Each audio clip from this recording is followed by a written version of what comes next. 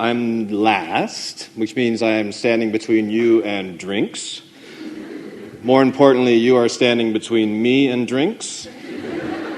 After our very full day, I don't know about you, I'm emotionally exhausted. Frankly, I'm sick of talking about storytelling. It's not that complicated. You go out and you look at things and you listen to things, and then you convey that information in an accurate and entertaining way. You send it out into the world. You go to the bar with your friends and tell each other how great you are, and then the next day you do it again. So we're good? Let's go. When I first came to this conference, it's funny to be standing here again. I don't actually get invited anymore, I just show up. When I first came to this conference, and this is because I'm a terrible North American, I was expecting sort of 10 people in a room who didn't speak English, and we could just kind of look and smile at each other.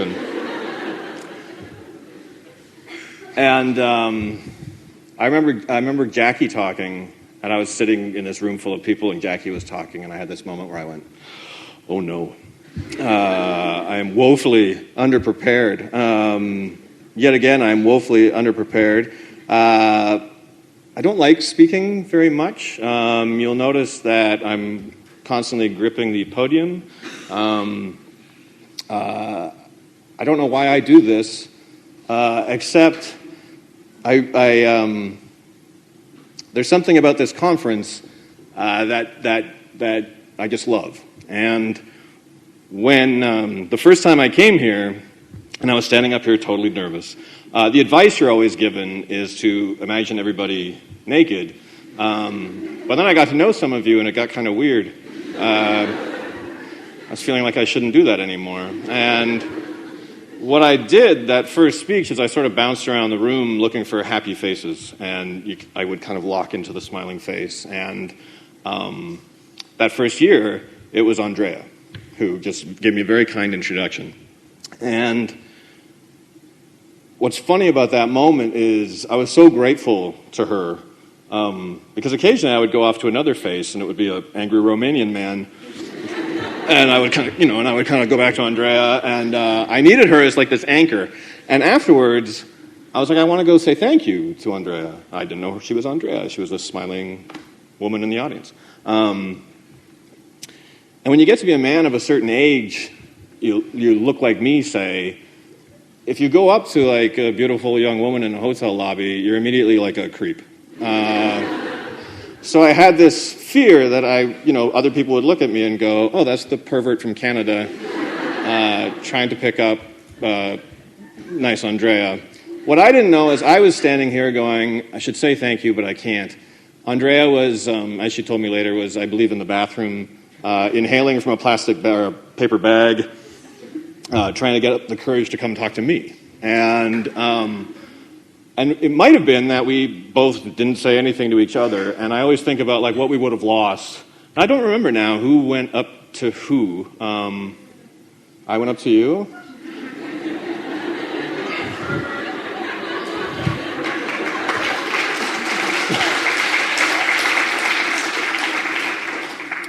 Apparently my fear of being a pervert, I conquered it.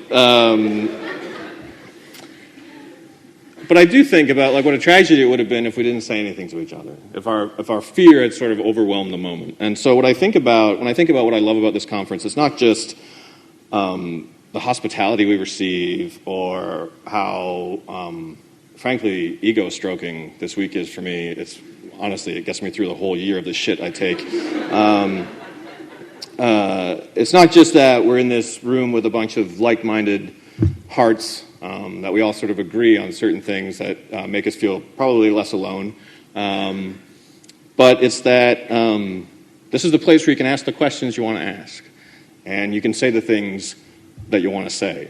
And that's like such an important thing for writers, for creative people, for journalists. And I think that's what I love about this place. It's interesting to me because from the outside, I'm supposed to talk about the writer's life. And this is a passionate subject for me because from the outside, people who aren't writers or people who want to be writers, I think have a misconception of the writer's life. I think they imagine generally people wearing berets or some kind of hat, smoking some kind of French cigarette probably, maybe at the end of a stick, sitting in a bar or a bakery somewhere, ruminating, publishing some beautiful book that receives wide acclaim, partying in Paris or Lisbon or wherever. And man, it is not like that except for this few days. This is the only time my writer's life lives up to the writer's life. The rest of the time, it's actually kind of hard. The one thing I do like is that all my neighbors think I'm a drug dealer because I have kind of a nice house and I don't seem to work. I'm often kind of outside picking up the newspaper in my underwear and then sort of crawling around my house at night, and I'm sure they think I'm some kind of vampire. But the thing I know about the writer's life, and I think this is almost always true, and I think it's true as a facet of every creative life, not just the writer's life, but every creator's creative life, especially a young creative life. The thing that you're constantly living with is fear.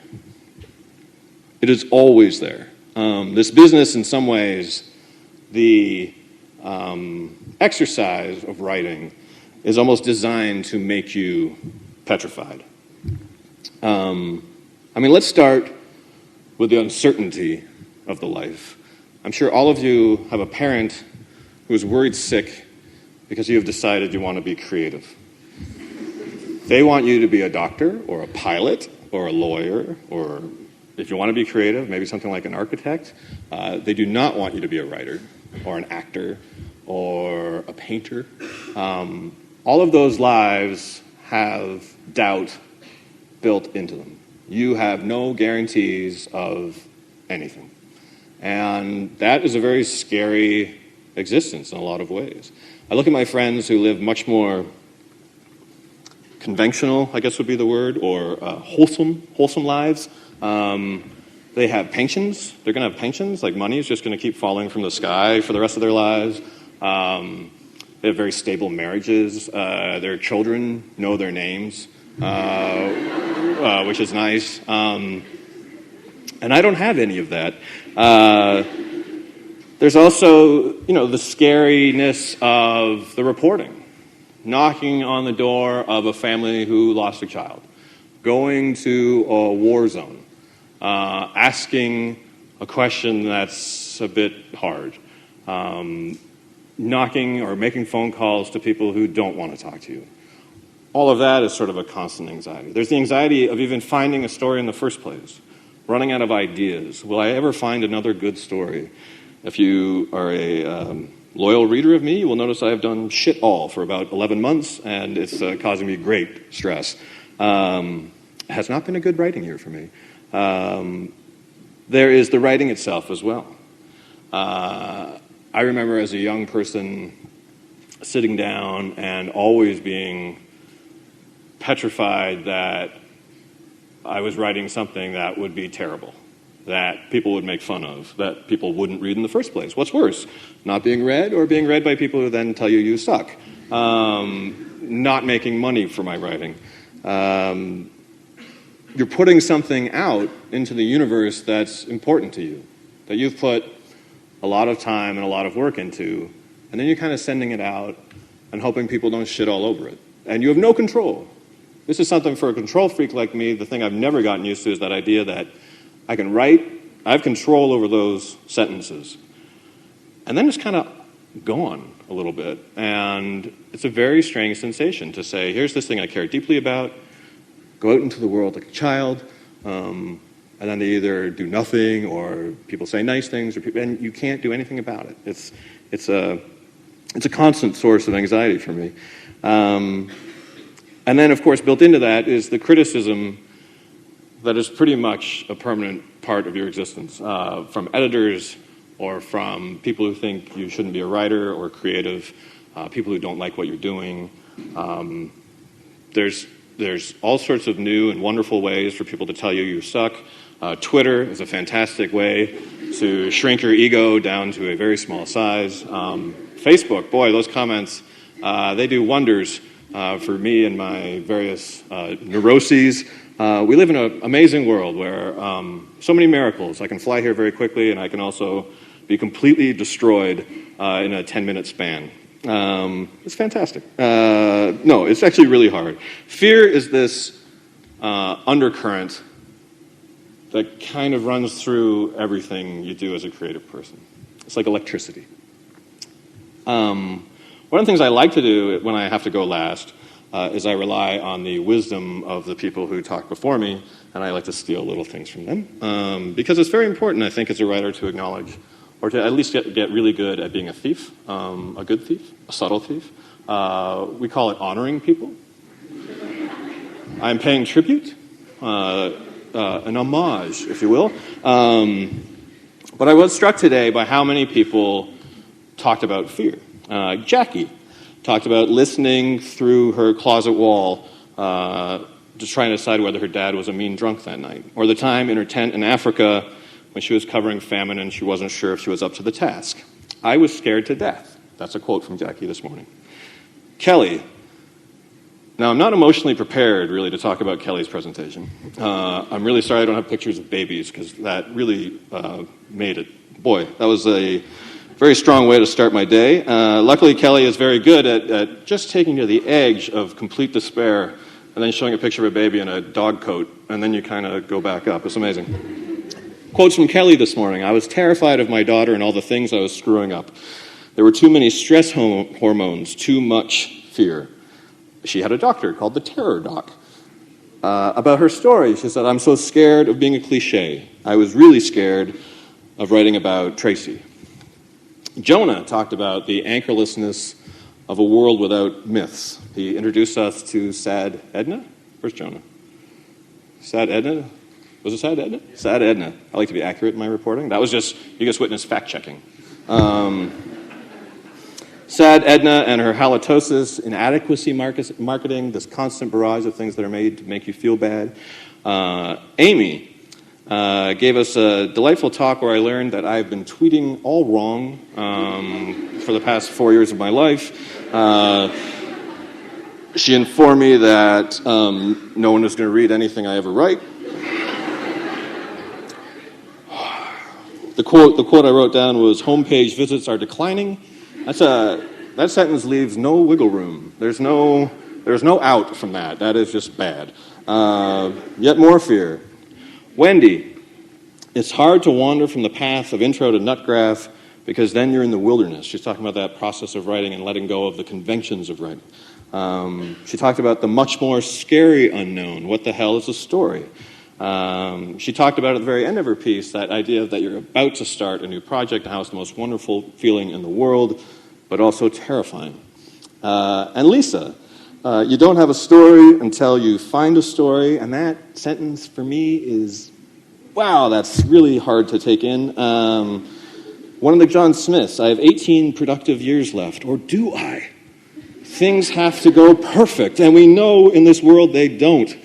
Fantastic. Thank you, John Smith.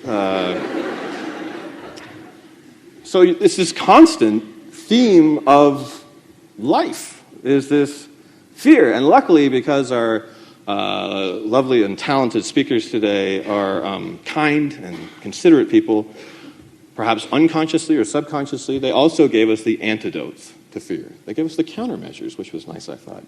Jackie, don't be afraid to ask the question that you think will be uncomfortable to the other person. You learn to keep your shaking on the inside. Don't be afraid to probe. Believe this work matters. These are countermeasures. Kelly, Tom would go into reporter face. That was his defense mechanism against fear. She might not know this was sort of a very comforting thing for me, but Tom saying to her, you talked to her and read to her and sang to her. These are defenses against fear. I made the decision to put everything in. Conquering fear right there. Jonah, explanation, meaning, story, and ritual. The hero's journey, that made me feel really good. I like that part. I know why those movies are successful, because just hearing you talk about those movies, I was like, yes, this is better now. I feel better. I'm happy. So much more is possible for ordinary people was one of the quotes. The Dove campaign, remember you are more beautiful than you think. That is a nice thought. I can see why that commercial was successful. It got 150 million views in a month. I don't like to admit this, a couple of million of those views. Amy, if we remember, homepage visits are declining, mobile page views are climbing. Meet your audience where they live. This is a very nice kind of thought. This is like a fear-conquering thought. Asking what makes you smile or think. That's a nicer thought than what are you afraid of? What makes you smile or think? Wendy, when in doubt, default honesty. I like that. That's one of my favorites of the day. And if anyone has any good ideas, meet me after. I think that's a great way to conquer fear as well. And Lisa, the story of civilization is the story of what happened on the banks. And again, one of my favorites, because it has absolutely no scientific basis, I don't think, but I think it might be right. 1 in 10 anything, you're going to find something good.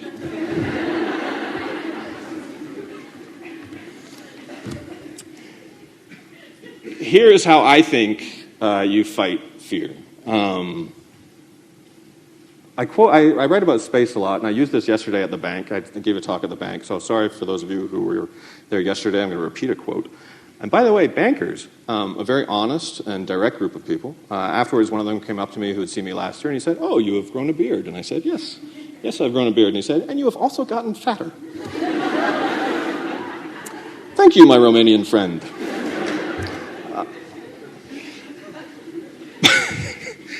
But it's a quote from Buzz Aldrin, an American astronaut who is the second man to walk on the moon. And if you can imagine, at least he had the advantage of seeing Neil Armstrong step off the ladder and not completely disappear into like some pile of muck or be attacked by aliens.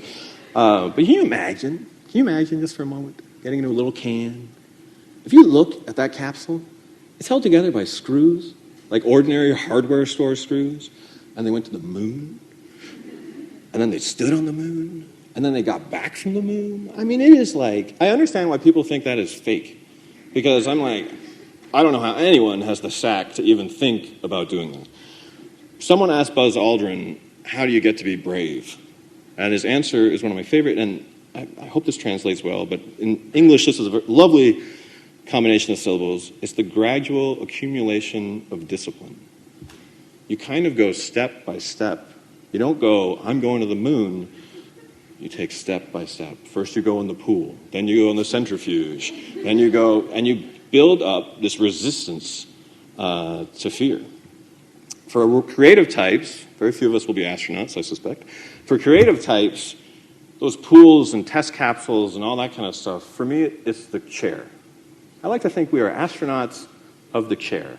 Often people ask me, how do you be a writer? And it's not that complicated again.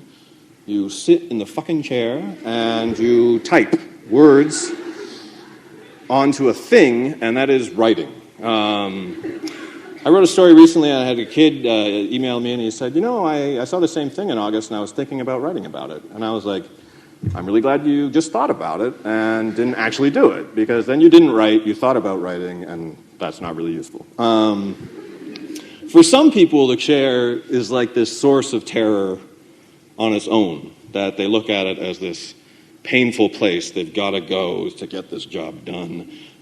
Some of them come up with a term, writer's block, which is really a nice way of, that's just a different word for whining, I think, basically. I don't believe in writer's block. Again, because if you sit down in the chair and you put your hands on some kind of writing device, magical things happen. You sit down and you do the work. And you do it again and again and again until you've given yourself enough evidence that you can do it. This is what Buzz Aldrin is talking about. He didn't believe right away that he could get to the moon, but he went through all these steps that made him believe he would get to the moon. What you get then, if you do the work, if you sit down and you write and you correct and you accept criticism, and you edit, and you get better, what you get then is not bluster. It's not arrogance. It's not unjustified ego. There are people in the world who will put that out into the world. But you can't lie to yourself. If that's what you're doing, if your ego is unjustified, if you haven't done the work, you're still scared. In fact, you're probably more scared than you've ever been, because now you're acting like someone that inside you know you aren't. What you are, if you do that work, is confident. And confidence is something that runs through great stories. If you ask any editor what they want to see in a story, one of the words they will come up with is confidence. You know what you're talking about. For writers, confidence is earned, I think, more than anywhere else, alone in the chair. What we feel at this conference, that hope and optimism, that great feeling of possibility, I always worry that when we leave here, that fades quickly, that reality sort of confronts us, and we forget that feeling that we had listening to the speakers here. I believe that if you want to get that feeling again, you just sit in your chair. There's no process, there's no correct process to being a writer. I think that's another question a lot of us get. What's your process? For me, it is I write at nighttime, in the dark. I turn out all the lights. I put on my headphones. I listen to music that fits the piece. And I just try to forget about everything else. But that isn't the only way you can be a writer. It's whatever fits you. It's whatever makes you feel good. And if you find that place that gives you that feeling, where you're doing the thing that you want to do, where you have that feeling that you got here, you can almost tap it like a well. You won't always be great. Some days you will sit down and what you write will not be good. But you're giving yourself the chance to be good. And there are those moments, and I can remember them like spot memories, where it all works. And the music is playing, and the house is quiet, and the words are just coming. And for me, there is nothing better than that feeling. That's probably why I was a virgin until I was like 26. There is nothing better than those moments where just everything else goes away, and you're not even writing. You're like a vessel. I don't want to get too but you're like this thing, this instrument that is just pouring out the words. You only get that by doing it. I'm going to play a little video now, and this is probably a mistake because the older I've gotten, the more emotional I've gotten. I'm constantly weeping at this conference. I've always decided I have to stop crying in Romania. They're going to be very alarmed by this man who's constantly bawling his eyes out over some weird thing. And I have to tell you, it's not that one weird thing. It's like the accumulation of many weird things. But I'm going to play a video that gets me every single time, so I'm going to somehow kind of look in the air. This is a video of a writer who's passed away now, but his name is Maurice Sendak. He was a children's writer. He wrote Where the Wild Things Are. I have two people who are going, I can't tell if those are groans of pleasure or... the groan is a very hard thing to read. He is talking in this video about...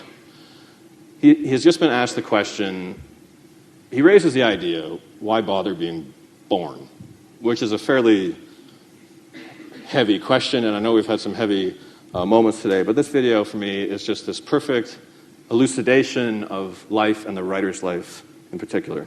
I'm somehow going to put myself in an isolation tank so I can't hear what's going on. But. And I guess that goes on every day, doesn't it? And the question is why? Why bother? I don't mean why bother to die, but why bother to get born? So if I were to pose that question to you in terms of your life, why bother being born and having lived these 80 years? I would have no answer except that I would have missed Herman and I would have missed Lynn. So who is Lynn in your life? My best friend. Person who has sacrificed herself for me. Person thinks I'm worth the trouble of being cared for. She's everybody. She's everything. She's the most devoted friend I have, and I would like to think I'm her most devoted friend. What else, in these 80 years, if you had not been born, what else would you have missed out? I would have missed knowing my brother and sister, which would have been a terrible loss. Terrible loss. I would have missed Jenny, my dog. She appeared in Higgledy Piggledy Pop. And that's what I say, she appeared in every book I did for as long as she lived. Why was she so important? What was she like? Because how do you explain that you love somebody or something? How do you explain?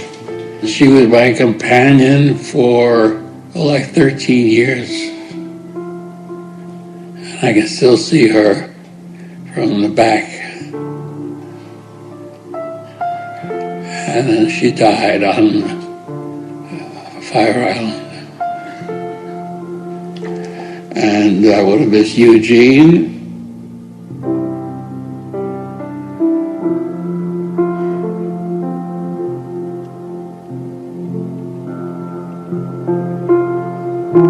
And I did some very good books, which mostly is an isolationist form of life. Doing books, doing pictures, and is the only true happiness I've ever enjoyed in my life. It's sublime. It's just go into another room and make pictures. It's magic time, where all your weaknesses of character and old blemishes of personality and whatever else torments you fades away. It just doesn't matter. You're doing the one thing you want to do, and you do it well, and you know you do it well, and you're happy. The whole promise is to do the work, sitting down at the drawing table, turning on the radio, and I think what a transcendent life this is, that I'm doing everything I want to do. In that moment, I feel like I'm a lucky man.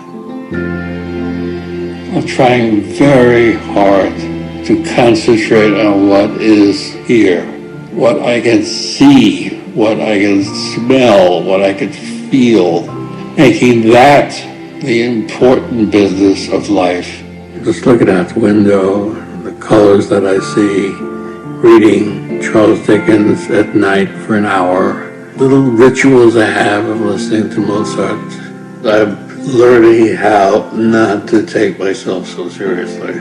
That what I'm working on, what I'd like to work on, it's not earth-shakingly important anymore. I am not earth-shakingly important. So what am I saying? I'm just clearing the decks for a simple death. You're done with your work. You're done with your life. And your life was your work. I think what I've offered is different, but not because I drew better than anybody or wrote better than anybody, but because I was more honest than anybody. And in the discussion of children and the lives of children and the fantasies of children and the language of children, I said anything I wanted. Because I don't believe in children. I don't believe in childhood. I don't believe that this demarcation. Oh, you mustn't tell them that. Oh, you mustn't tell them that. You tell them anything you want. Just tell them if it's true. If it's true, you tell them. I have adult thoughts in my head, experiences. But I'm never going to talk about them. I'm never going to write about them. Why is my needle stuck in childhood? I don't know. I don't know. I guess that's where my heart is.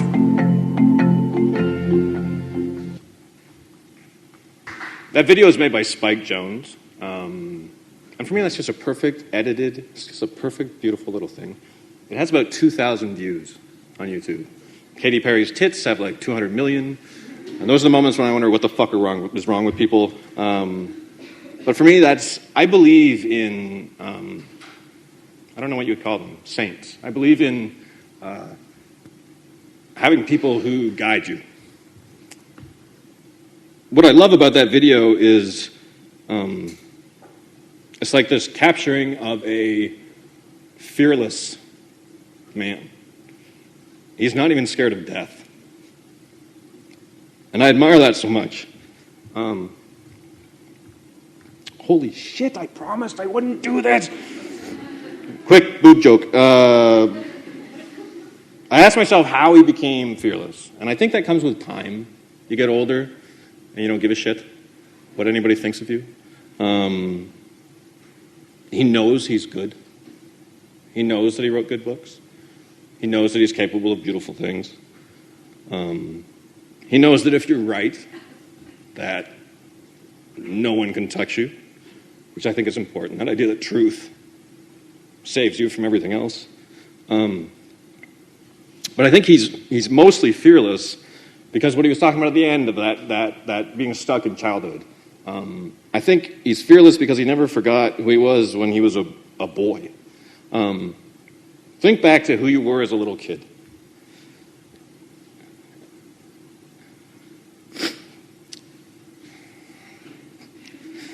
And how you saw the world. Your natural state as a child is admiration. Right? You look up. You love things. You believe in things. You believe in tooth fairies and Santa Claus. You still love your parents. You're in love with the boy or the girl next door. You're in love with a book, or you have a stuffed animal. You have these things that you believe in. And then something terrible happens to us. We become teenagers. Teenagers are assholes. And they're assholes to each other, especially. And when you're a teenager, this is when fear starts, because you start caring about what other people think. It's the worst thing in the world. You become embarrassed about the things you love. Someone makes fun of the songs you like. You sure as shit aren't taking your stuffed animal on trips anymore. You stop telling your parents that they love them. You're like, oh, Mom, yeah, I know, you have these moments. You become embarrassed by your loves. And again, it's because you start to care about what people think of you. And I can tell you, as an old man now, that the poorest years of your life will be the ones when you don't believe in anything or anyone. You need those people to combat. You need the antidotes to fear. You need them to combat those people who made fun of you when you were a teenager. As you grow up, those people still exist. They grow up to be heartless and sinister, and they become critics, usually. And critics are the agents of fear. They represent fear. They are the human embodiment of fear. And again, my advice is, first of all, you fight them, by maybe not listening to them so much. But I also believe you fight them. You say a couple simple words, and I apologize in advance for my language. You say, fuck them. You say, fuck those small people right in the eyeball. They will never do what you do. They will never do what you do. Because they don't believe in anything, and they don't believe in themselves most of all. That's why they watch while you are going to do. And yeah, they might sit on the sidelines and chirp away at you and send you mean tweets. What do we say? We say, fuck them. You fuck them every time you sit in the chair